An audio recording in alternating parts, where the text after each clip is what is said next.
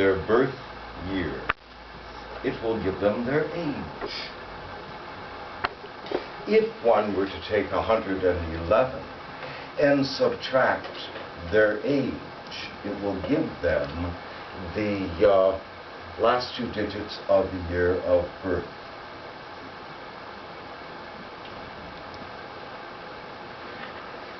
I saw that in an email recently.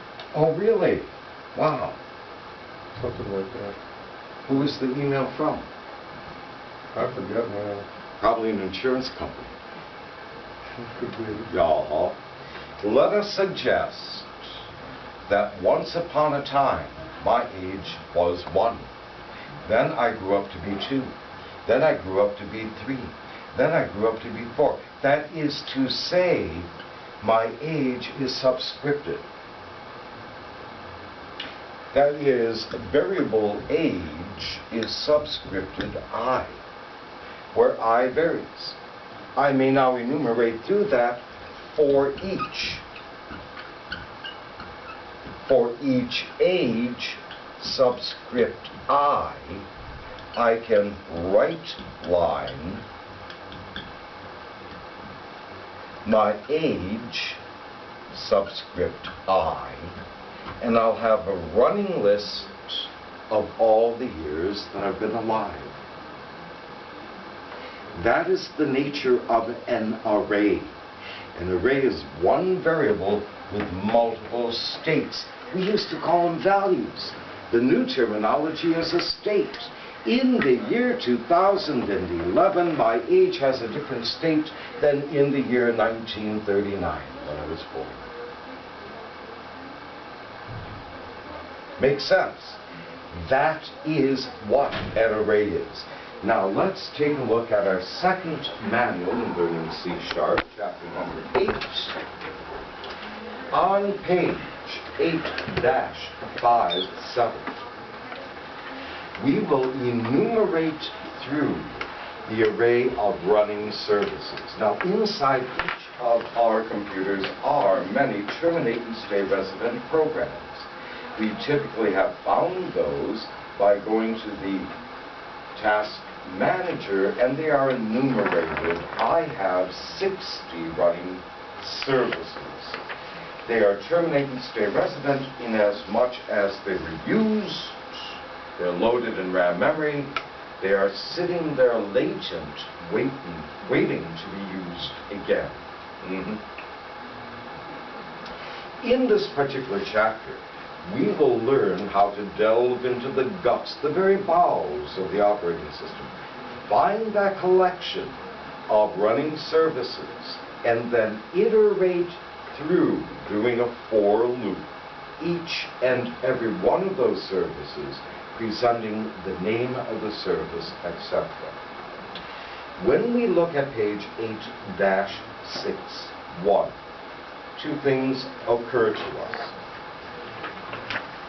In the bold print under line number 7, we see the for each construct that I talk about. That is to say, for each subscript of the variable. Here, for each subscript of the variable service controller, we will output a placeholder for the service status and a placeholder for the display name of that service. We will loop through all of the indices of the subscript of that variable until there are no more, at which point we'll terminate. Just that simple. Important points to remember: those curly brackets 0, curly bracket 1, is a placeholder that is populated by the current state, of first the service status, running stopped, automatic, and second of all, the service display.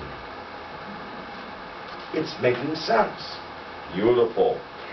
Ultimately, we'll file save that as we go over to 8-6.3. Again, we will iterate through all of the running services. I have 60 on my machine. They are terminate and stay resident.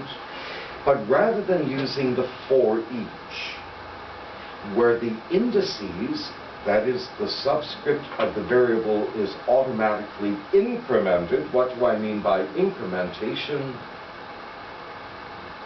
Adding 1 to it. You're right. Very good, Alfredo. I equals 1. I equals 1 plus 1, etc.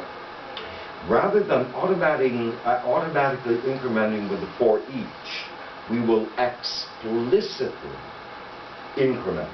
That is to say, we will control the subscript counter I manually. There we find for integer I, that's my subscript, starting at 0. In arrays, the very first item is always 0. Until I grows up to be the length of the services. For me, I have 60, so the length would be 60. And while that condition is true, I will then increment I, so I becomes 0, 1, 2, 3, 59, 60. Finito, no más, estante, suficiente. That's all she wrote. And we are using a leading counter in the explicit incrementation of the indices to the array. That is to say, we increment before output that makes it a leading counter. Well, gentlemen, do you think this is something that we're up to? Have we ever seen anything like this before in our lives? Some of the bracketed numbers in the last lesson. You are right.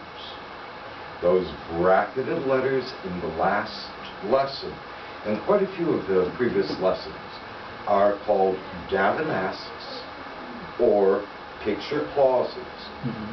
They hold a place for where a value is placed, and then a variable actually puts it there. Very good.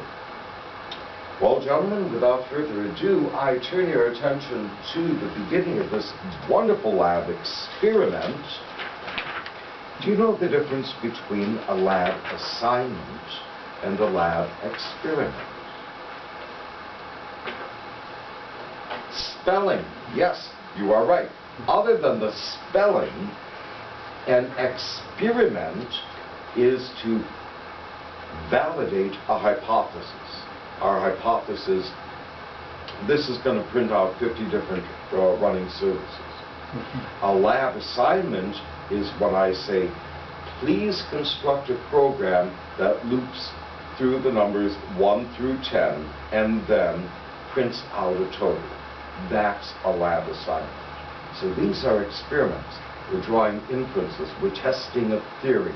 We make a projection about what the output might be, and then we confirm that hypothesis. That having been said, we turn to page 8-60,